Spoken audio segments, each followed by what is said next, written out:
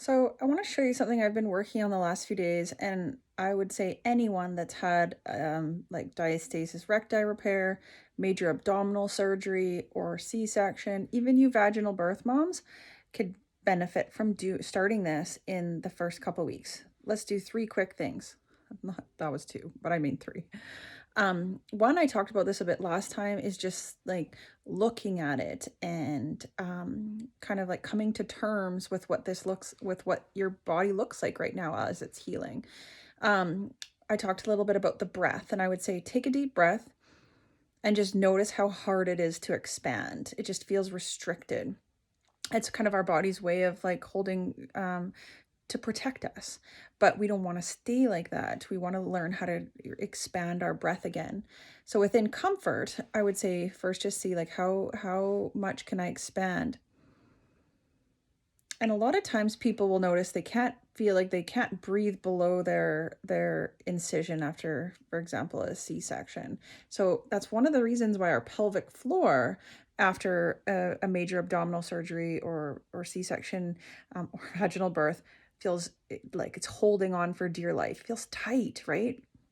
And a lot of times people after C-section or abdominal surgery are like, why the heck would my pelvic floor be affected? But when we expand our breath or let our diaphragm kind of drop, our pelvic floor should relax too. And if you can't really breathe, your pelvic floor will just be sitting there. So that would be something that I would suggest, is just be easy and be thinking of, I always think of like a balloon expanding. So front of the balloon, sides of the balloon, bottom of the balloon, just gentle expansion. And I often do this I do a daily meditation. And so I'll lay my hands on myself in different areas throughout the meditation and just think about expanding into my hands so that it kind of connects my brain body connection. The other thing I would suggest is touching with different textures. So a lot of you will relate that your sensation's totally different. I personally feel obviously nothing here. I start to have sensation below. Nothing from here all the way up is completely numb, especially in my midline. As I go off to the side, I start to gain sensation around there. And this feels somewhat normal.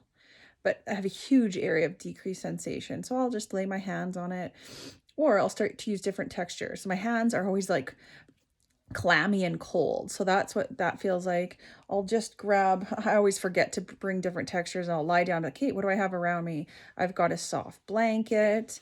I've got like a bit of a scratchy shirt. And so I'll just play around with different textures. Again, not only does our brain need to connect with our body, but the nerves need to kind of regenerate again. And you want to give those nerves some stimulus. Okay.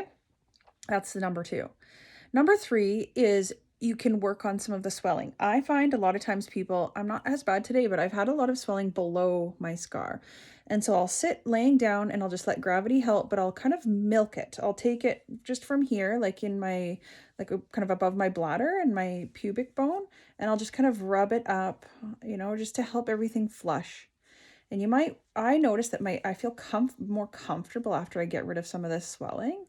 I'll just sit here and breathe while I do it. I'm very gentle. I am not causing any discomfort. And I would suggest after you're doing the sensation, using different textures, after you're, spending some time just touching, after you're doing some of the swelling management, try your breath again and see if your brain and your muscles will let you expand a bit easier. So again, simple things that you can do in a restful position in the early days and weeks.